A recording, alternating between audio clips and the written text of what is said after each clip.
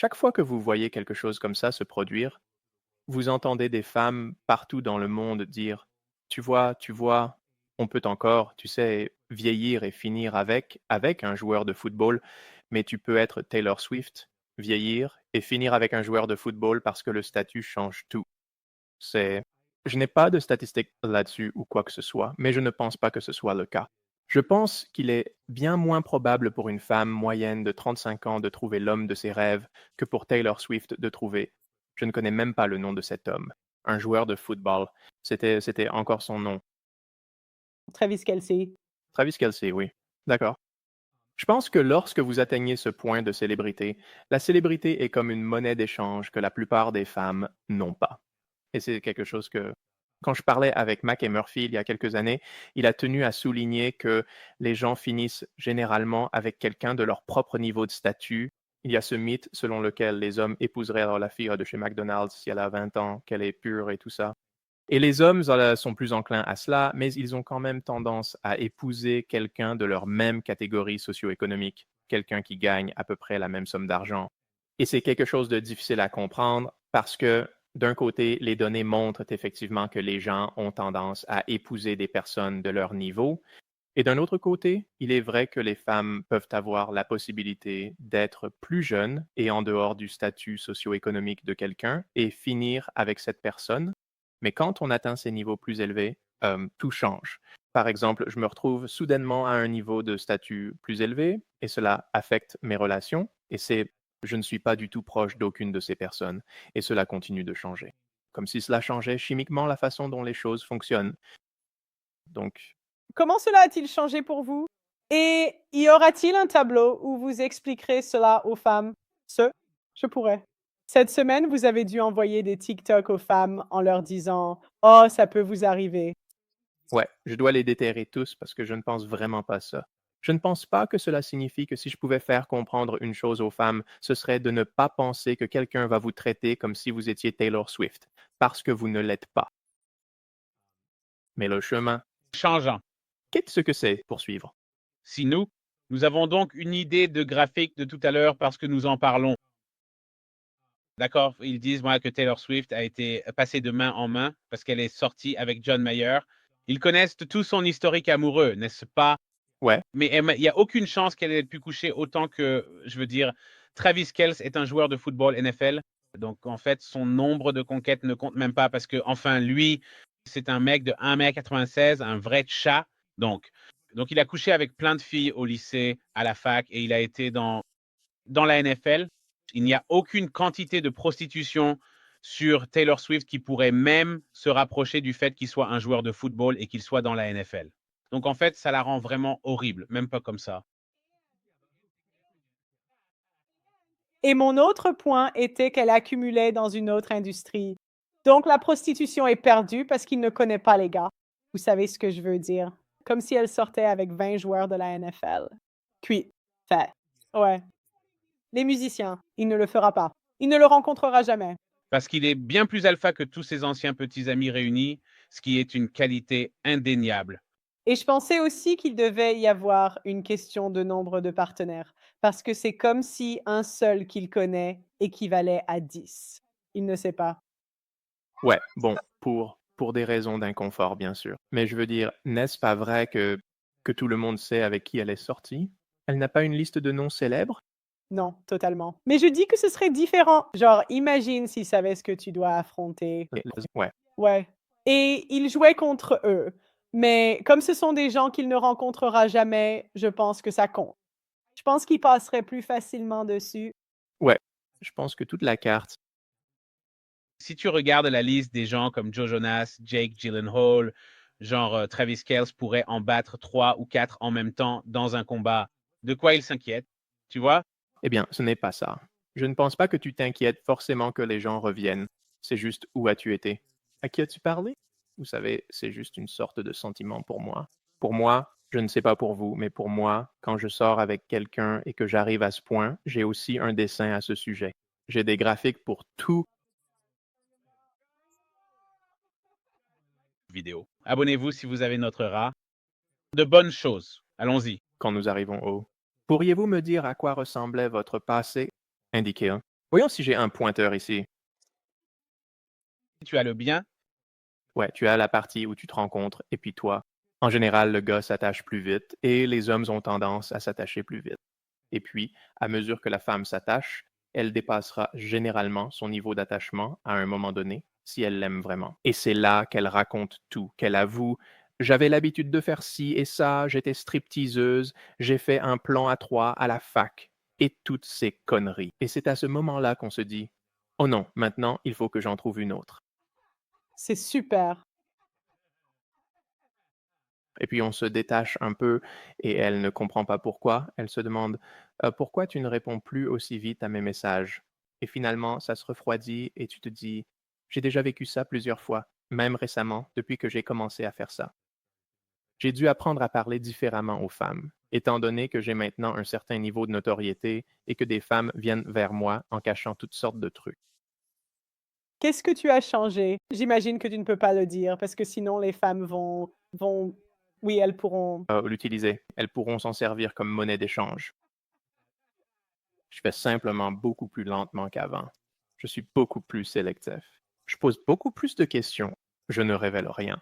Avant, si j'aimais quelqu'un, si j'aimais l'énergie de quelqu'un, je proposais tout de suite de passer du temps ensemble, de discuter ou autre.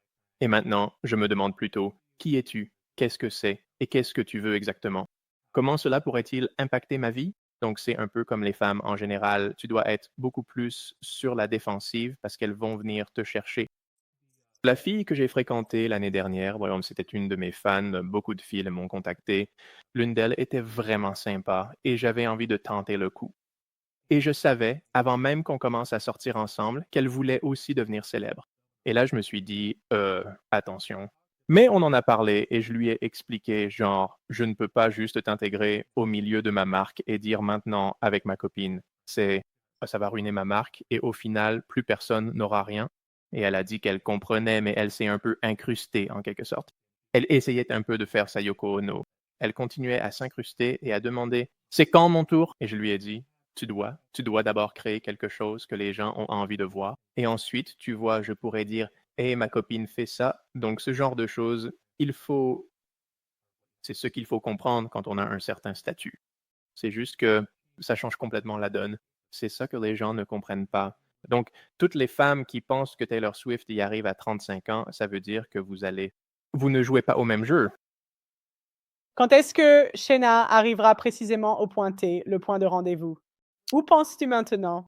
Je pense qu'elle l'a probablement fait. Tu veux dire Taylor Swift, Ouais, je pense. Depuis combien de temps sortent-ils ensemble? 2 ans. Oui, ils en sont probablement arrivés à ce point. Cela se produit généralement en quelques mois. D'ailleurs, n'a-t-elle pas chanté à propos de tout ce thé, n'est-ce pas? ouais, mais les gars ne font pas vraiment de vérification d'antécédents. Ils se disent: «Oh, elle est canon ici». Les gars ne se renseignent pas sur les femmes. Genre, Ouais, moi. C'est ça.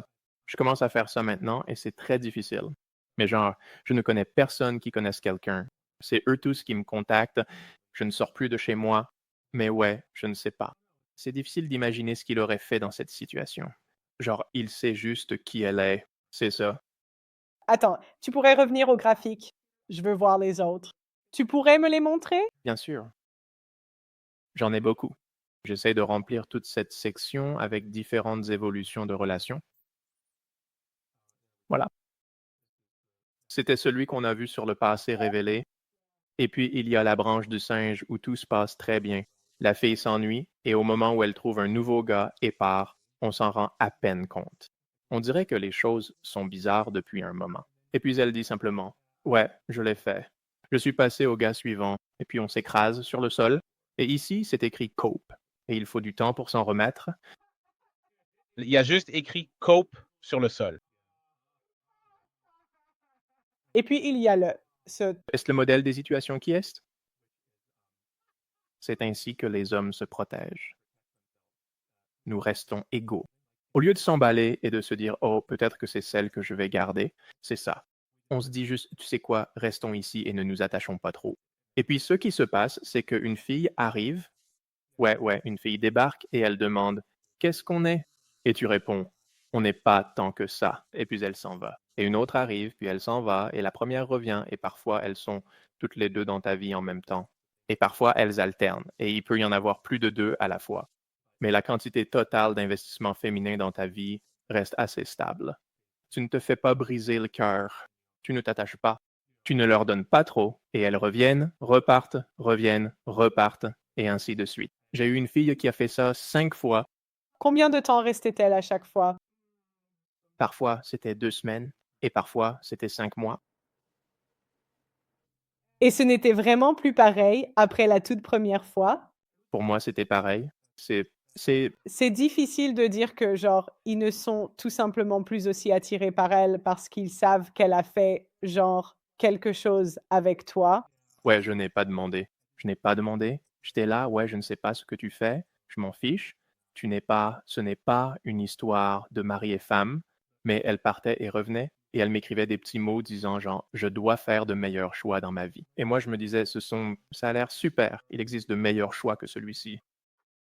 Je lui ai dit dès le début, genre, on ne va pas sortir ensemble et tu ne devrais pas essayer. Et puis elle a dit, je vais prendre une douche et venir dans ton appartement. Et je me suis dit, qu'est-ce que je fais à ce sujet? Quoi? Je dis simplement non. Tu ne vas pas dire non. C'est très dur. Dire non. Ils savent que Vous n'êtes pas, tu ne l'es pas. Allez, viens. Bien sûr que tu vas dire oui. oui, c'est très difficile de dire non à ça. Et puis environ 2 mois plus tard, à peu près à ce moment-là, elle a dit, tu sais, qu'est-ce qu'on fait? Genre, oh, on dirait juste qu'on perd notre temps. Et j'ai dit, oui, on perd notre temps. On était d'accord là-dessus il y a 2 mois. Et oui, ça devient bizarre là-bas. Qu'était-elle? Alors, qu'as-tu découvert depuis que tu es sortie avec quelqu'un, que tu es devenue une personnalité publique et tout ça? Qu'est-ce qui a été différent pour vous? Et ensuite, qu'avez-vous découvert lors de la discussion après l'étape d'investissement? Quelle était la deuxième chose? Parlons-nous après la phase d'investissement. Quoi? Quelles sont les informations que vous avez trouvées ou que vous ne connaissiez pas au départ qui vous ont poussé à partir? Oh oui, d'accord, je vais te dire une de ces choses. Oh mon Dieu, c'est absurde. Donc, ce qui est principalement différent, c'est que beaucoup de femmes m'envoient des messages et certaines d'entre elles sont folles et elles disent qu'elles sont amoureuses de moi et qu'elles savent que nous sommes faits pour être ensemble, même si elles n'ont jamais vu mon visage. Et, et c'est le genre de choses, c'est agréable d'avoir de l'attention, mais je n'ai pas besoin de ce genre d'attention. L'une d'elles m'a parlé pendant quelques mois et elle semblait parfaitement saine d'esprit. Et donc j'ai genre fait un FaceTime avec elle et elle avait un trouble de la personnalité borderline, comme si elle était en feu. C'était le pire que j'ai jamais vu. Elle m'idéalisait et disait que j'allais être la meilleure chose qui lui soit jamais arrivée, tout en me racontant que son petit ami était en prison et toutes sortes d'erreurs horribles qu'elle commettait. Et j'ai dit, je ne pense pas que ce soit pour moi. Et elle a commencé à crier et j'ai dû raccrocher. C'était comme si, pendant 3 mois, elle semblait normale. Et puis je lui ai donné une chance de parler une fois et c'était un vrai désastre. Est-ce que tu as déjà peur que si tu fais un FaceTime avec une femme, elle l'enregistre ou quelque chose comme ça? Oui, j'ai peur de ça. Oui. J'attends jusqu'à je ne sais pas vraiment quels critères j'utilise, mais j'attends jusqu'à ce que je me sente en sécurité. Et j'ai fait des FaceTime avec quelques-unes d'entre elles et tu sais, elles n'ont rien fait. Elles étaient je pense que je suis assez bon juge de caractère pour garder ça sous contrôle. Donc oui, maintenant, je dois avoir peur que les femmes mentent plus précisément sur à quel point elles m'aiment. Parce qu'avant, à chaque fois que je sortais avec une femme, c'était soit qu'elle avait vu ma photo sur une appli de rencontre, soit qu'elle me connaissait d'ailleurs dans la vraie vie ou quelque chose comme ça. Et il n'y a pas vraiment de doute qu'elles t'aiment dans ce cas-là, mais quand elles affluent juste dans ta messagerie et que tu as du statut, c'est comme à quel point le degré d'appréciation qu'ils ont de moi est un critère important. Et c'est également vrai pour Travis et Taylor. Est-ce Travis? Kelsey? Ouais. Pensez-vous que les femmes ne peuvent même pas dire quand elles aiment un homme à cause de son statut? Oui, exactement. C'est exactement ça. C'est sur les zones. J'essaie de souligner cela. C'est un point assez pertinent. C'est un point difficile à soulever. Je suis un tel fan, je les adore.